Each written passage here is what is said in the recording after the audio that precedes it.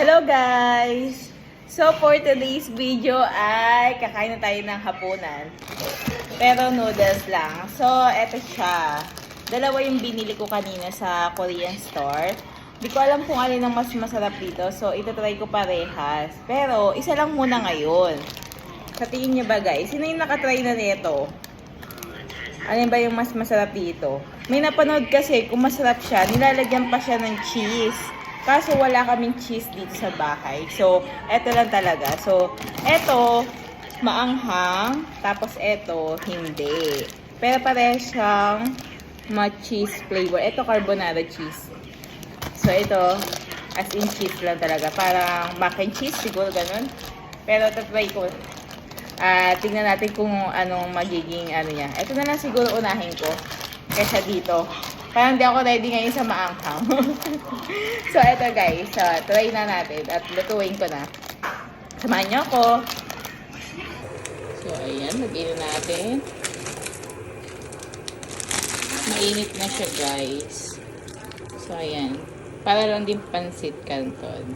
So, hintayin na lang natin siyang lumambot. So, ayan. Kumukulo na siya guys. At itidrain na natin siya. So, ayan. Luto na guys. Lagyan na natin yung cheese. Ha? Ano? Eto na guys. Ay, Diyos ko, yun ha. May isa kong kasama. Init. Noodles siya na may sabaw. Tapos nag-kimchi. Nag-kimchi siya. Ako, hindi ako nag-kimchi. Ayan.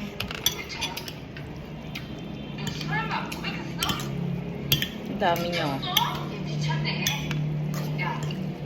Feeling ko kulang yung cheese. Parang yung cheese powder na nilalagay sa fries. Kulay orange. Kailangan talaga ng ng keso. Parang kulang yung sauce.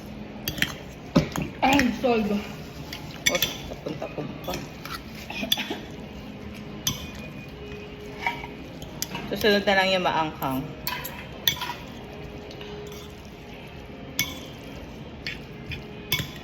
At syempre, taste test na tayo guys. So, ayan. Kain tayo.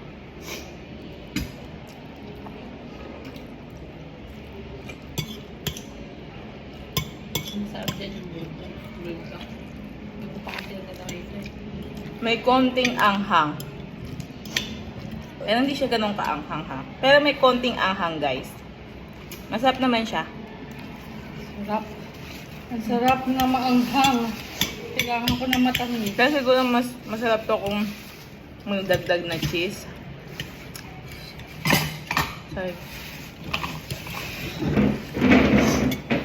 Sakto lang. Tapos,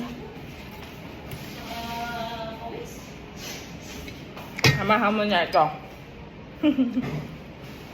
Solve na yung hapunan natin. So, yun lang guys. At thank you sa panonood. Bye-bye.